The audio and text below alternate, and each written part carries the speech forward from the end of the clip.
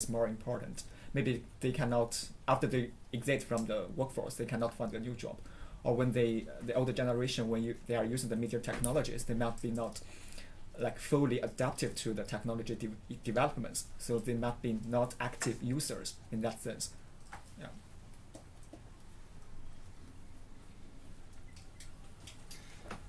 I think if to relate also to, it might be that this theory is describing what happens, but also I think the word new freedoms is also, they relate to specific freedoms, like the freedom not to have to work, for example, or not to have obligations. But what if someone wants to have obligations? And I think that this theory is in the context of older age is interesting, because throughout life you have all kinds of phases of disengagement.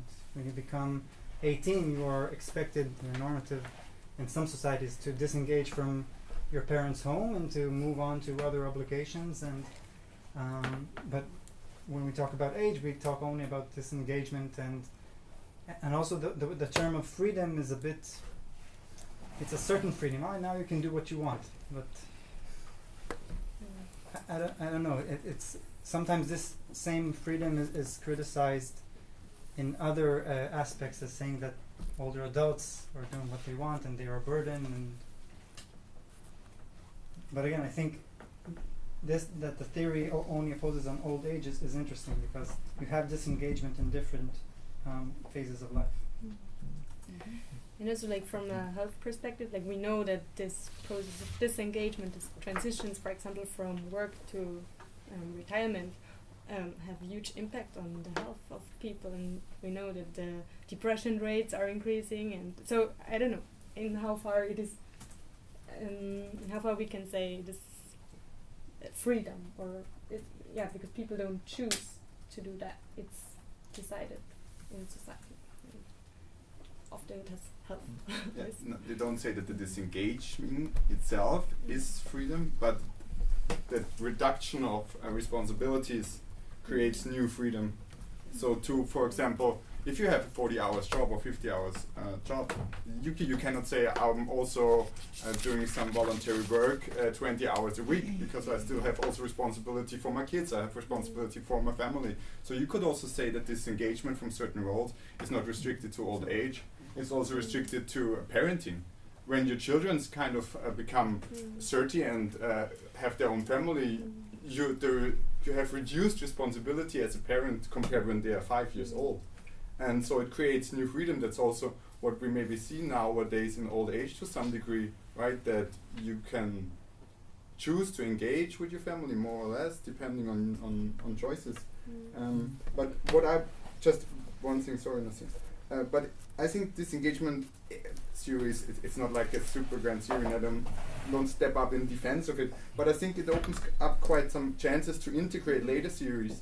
For example, it opens up pretty well for political economy theory, because it shows that if you integrate the thought that different groups within a society have different chances of engaging, or are forced to disengage due to their class status, and you combine this, you have a really diverse view on how structures are imposed on individuals.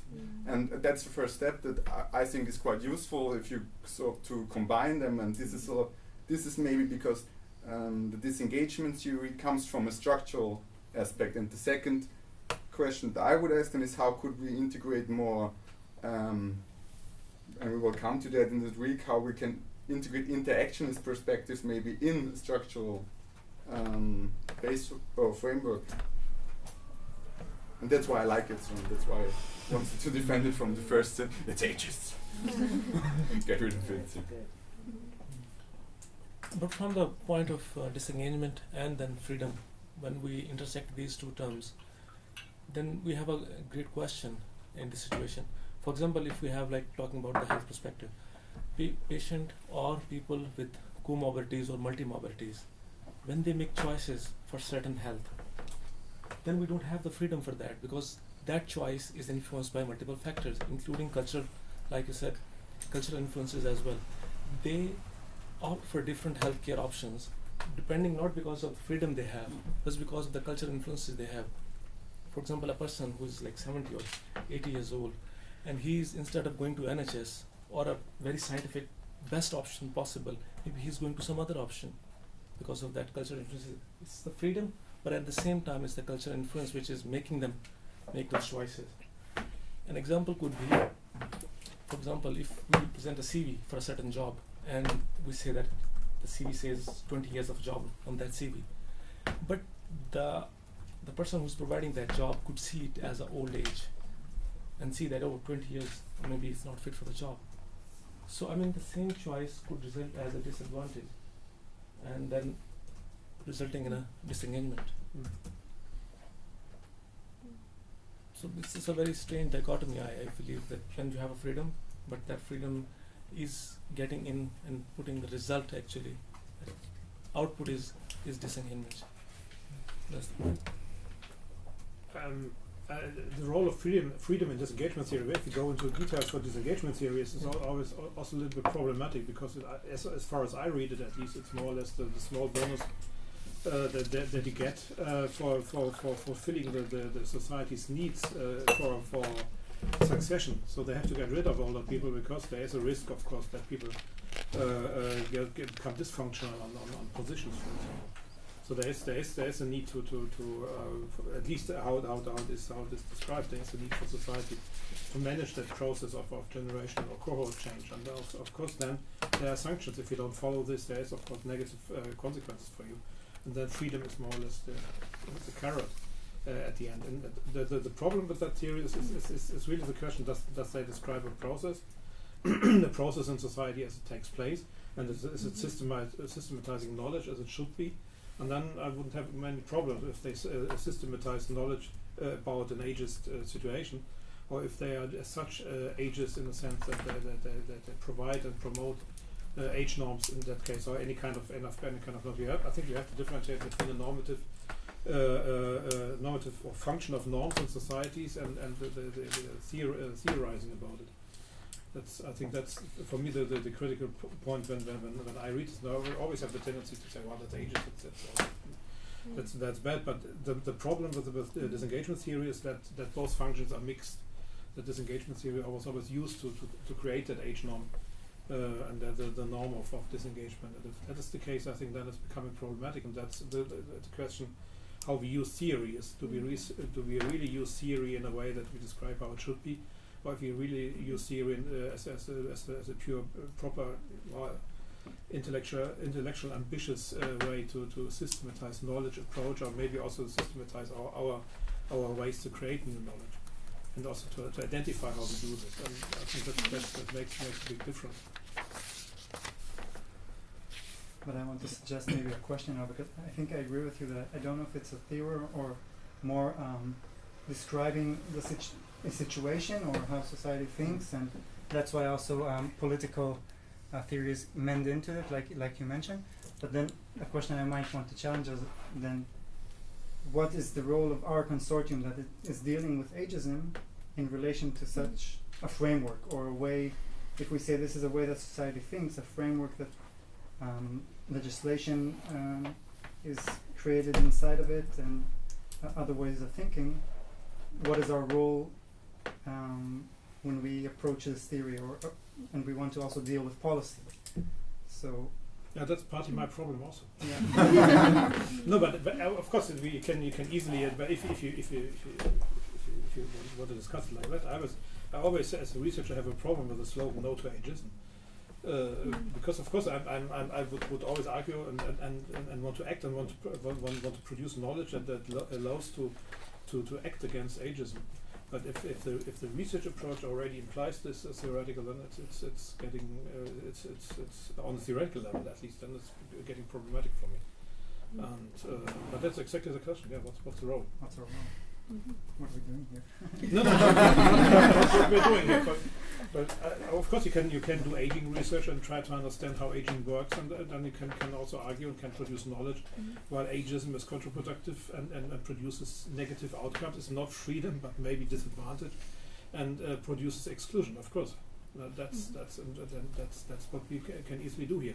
And then you have a good argument why you should say no to ageism. That's not the point. The strategy is or the goal is for me not questionable. It's just a question if you need a theory that says no to ageism from the beginning, or if you have that as an outcome, because you show that ageist structures or ageist discrimination does not lead to new freedom and new successful aging, but produces a disadvantage for individuals and societies. And then what? We're easily back on track. So it's just a question where the research and where the ambition starts and how you formulate that in theory, in a concept. For me, at least. Others may see that differently. That's my struggle, because I feel, I think maybe some other people do as well, that our normative point of view is no to ageism, and this is also we are already set in some point of view that sometimes we look at everything from the perspective of this is ageist, but not trying to really examine, is this true, or can No, we that's why I think it's contradict useful it? to go back to aging theory and to think about aging as such, and then go back to ageism.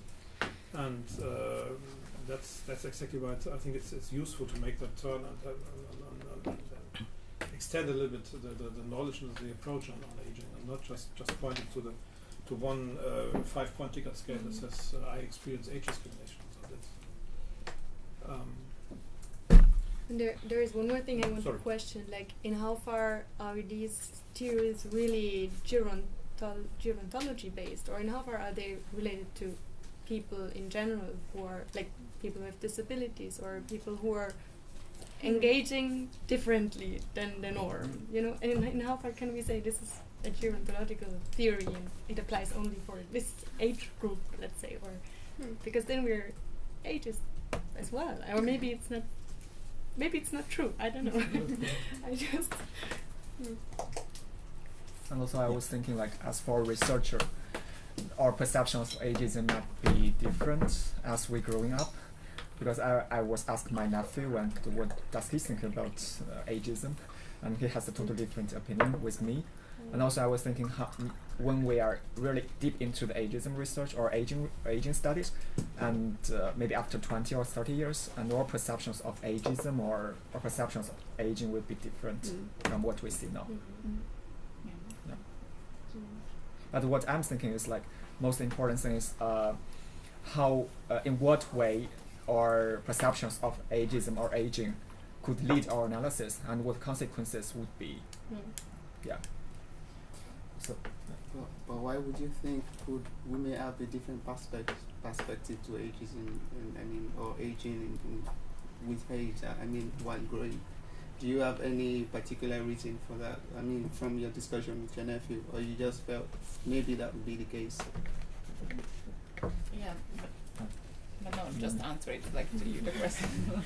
I was thinking, like, the ageism could be multi-perspective, because, and also we have like a group for multidisciplinary research, so we have different disciplinaries and theories we can borrow from different areas, and we could also to find a way, like to find a perspective, how do we handle the ageism research.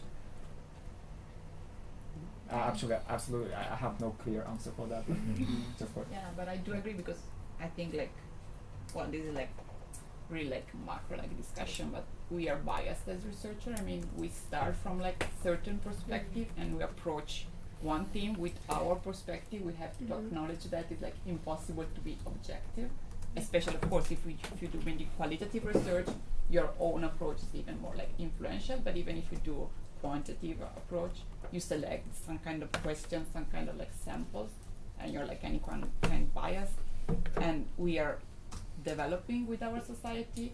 And for example, one thing is really difficult in theorizing aging, in my opinion, is that like now we really focus on, it's really important, like the diversity, how diverse we are in any background, like in the workforce, diversity is like the hot topic, like how you should be approaching it and like valuing it. But then in the meanwhile, if you want to theorize, you cannot be that diverse. You have to find like main theme and like connect them somehow. And this has an impact on policy level. You cannot have like an impact on policy level if you want to address each person individually, because at a certain point you have to generalize. So I think this is like a struggle. I mean, I find it here, to be able to be like care for the individual and value the individual in its own like aging process, at the same time have an impact and be able to construct that theory. But anyway, like I'm pretty sure that like in 30 years we're gonna look at ageism in another way, because also the society we're gonna analyze, it's different, and the role we are taking in the society, it's different. Yes, I was kind of probably linking what the discussion and the flow of this discussion to the later part of the course, because we are going to be talking about transition in later life. So I was hoping that maybe our experiences of change and transition as we grow up would probably also influence our perspective in research as well, our perspective about the discourse on aging and how we view successful aging. Yeah.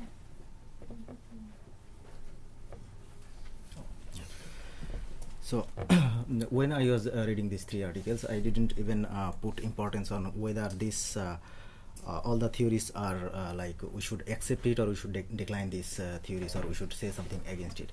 But when I was thinking like according to this course, the whole course, it's the as a first module, it's the introduction part. So it was for me like when I was reading, I really didn't focus on the like what we can say against that theory, or maybe how we can decline this theory, and like not this kind of declination. But I was thinking in a 3-step like the theory development stages, how a theory could be useful for maybe not for the whole world, but for some particular society. So when I was thinking every theory should it will be like useful in 3 steps.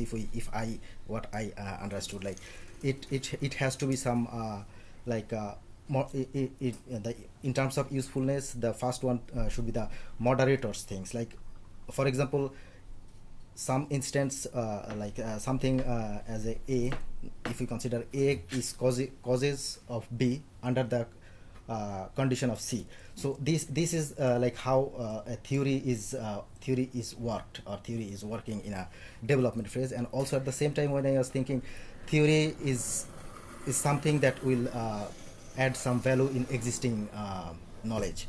So for example, if we consider the evolutionary theory, maybe we will not apply this theory, will not be agreed with this theory, will not use this theory anymore, but it is a very good starting point to predict something more. So from that perspective, from these 2 or 3 layers, I was thinking disengagement theory, aging theory, activities theory, all of these theories were from that point of view, maybe it was right at the time. And also from my perspective, we can use this theory from as we already discussed this, like cultural diversity, from the cultural diversity and social aspects, the heterogeneity of culture, and also the people. So maybe somehow each theory is we can use this theory in different different social aspect or cultural aspect. So I am not completely skeptical about like any of these theories, that we can reject the theory, we can reject entire theory, we can take some part of that theory to build to modify this, or to make this thing broader. So that was my understanding from this reading. So I really didn't try to criticize any theory, or try to understand this thing that we can this theory is outdated or this theory is updated. Not from this perspective. I was analyzing these 3 theories from the usefulness of from the term of usefulness. Yeah. Can I disagree for a moment? Yeah, Because sure. for me,